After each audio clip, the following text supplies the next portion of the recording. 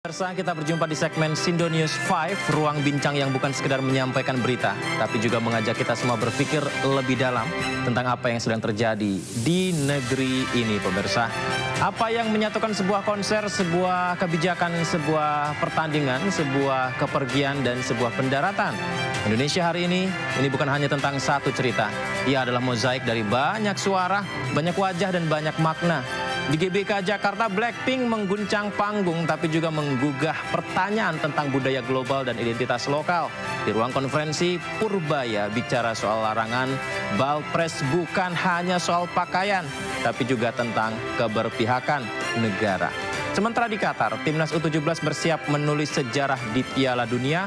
Di Solo, Pakubuwono 13 berpulang membawa serta warisan nilai yang tak tercetak di buku pelajaran.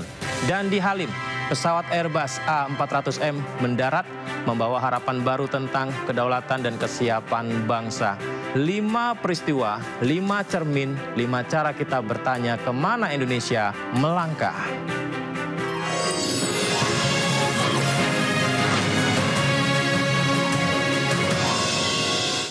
Blackpink mengguncang GBK pada Sabtu dan Minggu malam. Mereka menyatukan ribuan suara dalam kerinduan. Sorotan lampu menari sebelum langit benar-benar gelap. Penonton menunggu berharap dan akhirnya menyambut Jenny, Lisa, Jisoo, dan Rosa yang kembali ke panggung Indonesia. Keempat perempuan itu tidak hanya menyanyikan lagu, mereka menyampaikan pesan lintas generasi, lintas bahasa, dan lintas batas.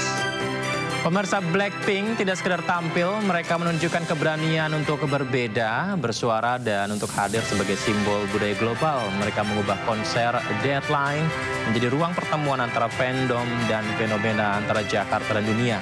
Budaya pop Korea tidak hanya menyebar, ia menjelma menjadi bahasa yang dipahami semua orang. Blackpink membuktikan bahwa musik bisa melampaui batas geografis dan sosial. Kembang api meledak di langit Senayan. Penonton bersorak, sejarah mencatat Blackpink tidak hanya menghibur, mereka hadir di hati, di layar, dan di ingatan kolektif Indonesia. Karena satu lagu bisa menyampaikan kejujuran yang tak mampu diucapkan oleh 1000 pidato.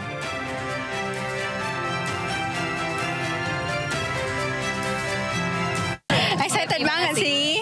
Oke, kenapa? Mau lihat apa yang baru? Lagu, mau lihat solo mereka. Mau lihat apa? Solo mereka. Ini beda ya dari yang sebelumnya, konser-konser sebelumnya? Iya, beda banget.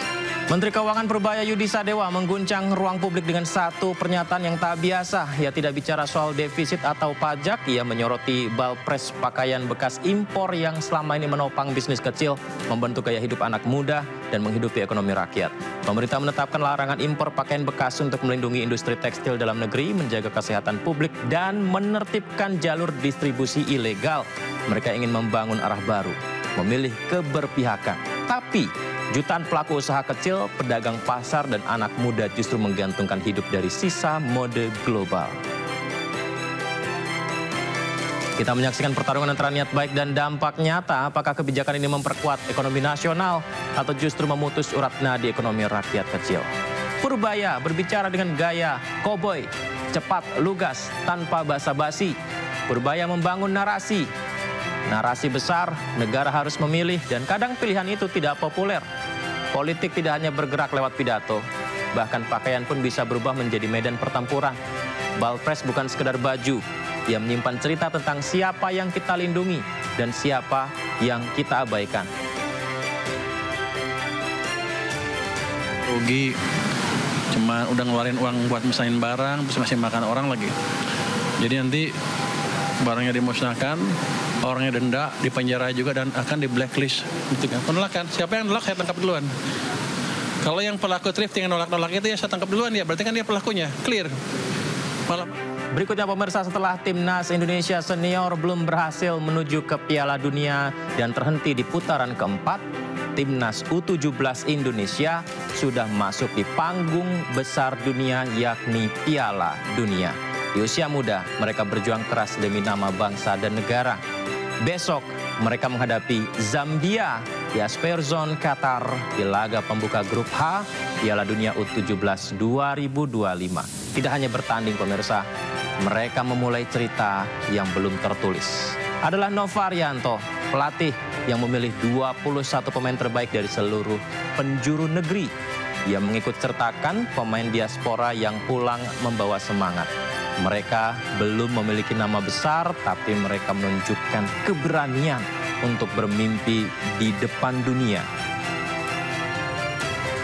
Zambia datang sebagai lawan tangguh, tapi timnas U17 tidak gentar di laga perdana mereka di Piala Dunia Usia Muda ini. Seperti yang kita saksikan, para pemain muda Garuda Muda berlatih. Mereka percaya dan siap membuktikan bahwa Indonesia bisa bersaing di level tertinggi. Beban ada di pundak, tapi jangan sampai berputus asa. Mereka tidak hanya bermain untuk kemenangan, kerja keras untuk bermain demi masa depan dan juga sebuah penghargaan untuk bangsa dan negara. Mereka mengajak kita percaya bahwa masa depan Indonesia bisa dimulai dari kaki-kaki kecil yang berlari di Qatar. Garuda Muda pemirsa tidak hanya membuka turnamen Piala Dunia Usia Muda. Mereka membuka harapan, menulis sejarah, dan mereka melakukannya dengan langkah pertama yang penuh keyakinan. Setelah kita melakukan 3 kali uji coba ya di Dubai, menghadapi Paraguay, Pantai Gading, dan Panama, kita akhirnya berangkat ke Qatar di tanggal 1 ya, di 1 kemarin, dan kita bersyukur kita bisa tiba di Qatar dengan selamat tanpa kurang satu apapun, dan termasuk dari sisi kondisi ya, dari kondisi pemain, walaupun di awal ada 2 pemain yang masih dalam pemantauan dari tim medis, tapi saya bersyukur saat ini semua pemain dalam kondisi siap dan semoga pemain bisa tampil maksimal di... Ya, semoga timnas Indonesia U17 berprestasi di Piala Dunia. Ke informasi berikutnya, Sri Susuhunan Pakubuwono 13 menghembuskan nafas terakhirnya pada Minggu pagi 2 November 2025 di Rumah Sakit Indriati Solo. Beliau meninggalkan dunia dalam usia senja dalam sunyi yang menyimpan makna. Pakubuwono 13 memimpin sebagai simbol. Beliau menjaga tradisi, menuturkan nilai, dan menyaksikan pergeseran budaya yang terus bergulir. Di tengah modernitas yang melaju, beliau menjembatani masa lalu yang agung dengan masa kini yang gelisah.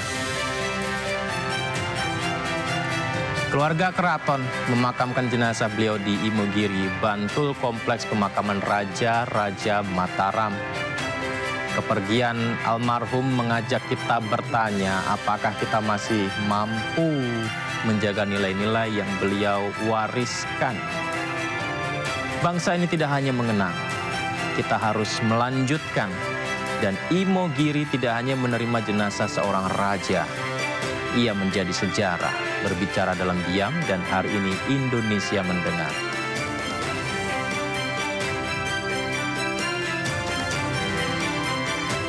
Pemirsa, Indonesia menyambut pesawat angkut militer strategis pertamanya pada Senin pagi yang cerah di Lanut Halim Perdana Kusuma, Jakarta. Airbus A400M melintasi langit ibu kota dan mendarat dengan tenang di atas aspal. Pemerintah tidak hanya menerima pesawat, mereka menegaskan langkah baru dalam kemandirian pertahanan. Pesawat ini datang dari Sevilla, Spanyol, pemirsa, di mana pesawat-pesawat tersebut melintasi benua dan membawa lebih dari sekedar teknologi. Airbus A400M membawa pesan Indonesia sedang bersiap. Pemerintah tidak membeli kekuatan untuk berperang. Mereka membangun kapasitas untuk menjaga, memastikan bahwa setiap jengkal langit dan tanah bisa dijangkau, dilindungi, dan dihormati. Inilah dia pemirsa, seperti yang kita saksikan. Pesawat ini tampak seperti mesin, tapi dari dekat ia tampil sebagai simbol. Pemerintah menunjukkan bahwa Indonesia tidak lagi hanya menjadi pasar. Mereka memilih peran sebagai pemain dalam landscape geopolitik global. Menyaksikan sejarah bergerak setiap kali roda pesawat menyentuh landasan, pemerintah tidak hanya memperkuat logistik, mereka menanamkan harapan, mereka menegaskan kedaulatan. Airbus A400M tidak hanya mendarat, membuka babak baru, membawa sayap baru bagi Nusantara. Dan hari ini Indonesia terbang lebih tinggi.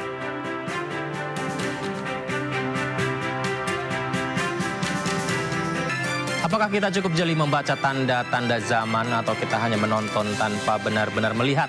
Dari sorotan lampu konser hingga sorotan kamera istana, dari stadion hingga makam raja, dari langit Halim hingga tanah Imogiri, Indonesia sedang bicara. Kadang lewat musik, kadang lewat kebijakan, kadang lewat keheningan. Dan tugas kita bukan hanya mencatat, tapi memahami bahwa di balik setiap headline ada denyut yang lebih dalam tentang siapa kita, apa yang kita perjuangkan, dan bagaimana kita ingin dikenal, pemirsa. Saya Yudi Handoyo, terima kasih. Sampai jumpa.